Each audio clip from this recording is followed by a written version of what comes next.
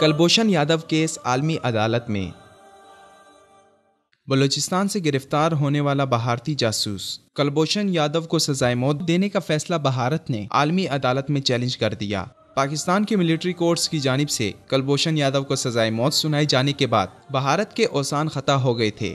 ابتدائی طور پر بھارت نے اس خطرناک دہشت گرد جاسوس کو اپنا جاسوس یا فوجی عہدیدار ہی نہیں بلکہ شہری ہی تسلیم نہیں کیا اور پاکستان پر الزام دھرا کہ پاکستان نے کسی خود ساختہ اور نامعلوم شخص کی ویڈیو جاری کر کے اسے بھارت سے جوڑا ہے۔ لیکن جوں وقت بڑھتا گیا بھارتی تشویش بھی بڑھتی گئی اور بالآخر بلی تھیلے سے باہر آ گئی۔ مجبوراً بھارت نے کلبھوشن یادو کو اپنا شہری تسلیم کیا، لیکن اسے جاسوس یا را ایجنٹ کی جگہ تاجر قرار دے دیا۔ لیکن پاکستان نے ناقابل تردید ثبوت فراہم کرتے ہوئے یہ ثابت کر دیا کہ کلبھوشن یادو کوئی تاجر نہیں بلکہ بھارت اور ایران کا مشترکہ ایجنٹ ہے، جس کا کام پاکستان میں فرقہ واریت اور بلوچستان میں علیحدگی کی تحریکوں کو فروغ دینا تھا۔ یہ کون سی تجارت تھی جس کے لیے جعلی نام سے جعلی پاسپورٹ اور ویزے کی ضرورت پڑی؟ در حقیقت یہ بھارت کا مکر تھا، لیکن اس میں کامیاب نہ ہو پایا۔ بالآخر 1 سال بعد کلبھوشن یادو کو ملٹری کورٹ سے ملنے والی سزائے موت نے بھارت کو ناک رگڑ کر کلبھوشن یادو کو اپنا جاسوس تسلیم کرنے پر مجبور کر دیا۔ بھارتی وزیر خارجہ نے اسمبلی میں اعلانیہ اقرار کیا کہ کلبھوشن ہندوستان کا بیٹا ہے، اسے بچانے کے لیے ہر حد تک جائیں گے، اور پھر بھارت نے عالمی عدالت کا رخ کیا جہاں اس نے کلبھوشن جیسے پاکستان کے خطرناک مجرم کو بچانے کے لیے آخری حربہ استعمال کیا۔ لیکن بھارت وہاں بھی غلط بیانی سے باز نہ آیا۔ پاکستان نے عالمی عدالت انصاف میں بھارتی ہوشیاریاں بے نقاب کر دیں۔ بھارتی وکیل اپنے بیان میں جاسوس کلبھوشن یادو کے 13 مددگاروں کا ذکر غائب کر گئے تھے۔ پاکستان کے وکیل خاور قریشی نے 13 بھارتی حکام کی تفصیل چھپانے سے عدالت کو آگاہ کر دیا۔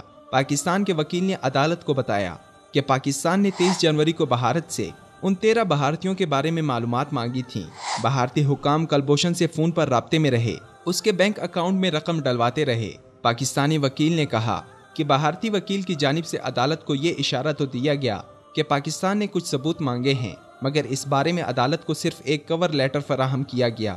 بدقسمتی سے عدالت کو وہ مواد فراہم نہیں کیا گیا جو پاکستان نے 23 جنوری کو بھارت کو دیا تھا، مگر اب وہ سارا مواد پاکستان نے فراہم کر دیا اور اب ججز کے فولڈر میں بھی موجود ہیں۔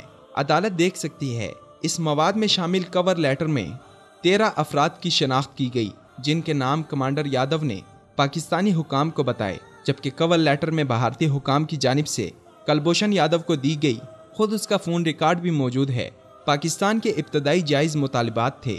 بھارتی حکام کو FIR کی نقل بھی دی گئی جس میں کلبھوشن پر عائد الزامات کی تفصیلات شامل تھی، جبکہ اس کے پاس سے ملے پاسپورٹ کی نقل بھی دی گئی۔ دلچسپ بات یہ ہے کہ بھارت نے کسی مرحلے پر بھی اس شخص کے پاس بھارتی پاسپورٹ کی موجودگی کا کوئی جواب نہیں دیا۔ اسی پاسپورٹ کی وجہ سے اسے بھارتی شہری مانا گیا، مگر بھارت نے اس کے بھارتی شہری ہونے کا کوئی بھی ثبوت نہیں دیا۔ کلبھوشن یادو پاکستان کو قومی مجرم ہے جس کو سزائے موت دینا پاکستان کے قانون کی ذمہ داری اور عوام کا اولین مطالبہ ہے۔ بھارت کے اس خطرناک جاسوس کا بچ جانا ملک و ملت کے سینے پہ مونگ دلنے کے مترادف ہوگا۔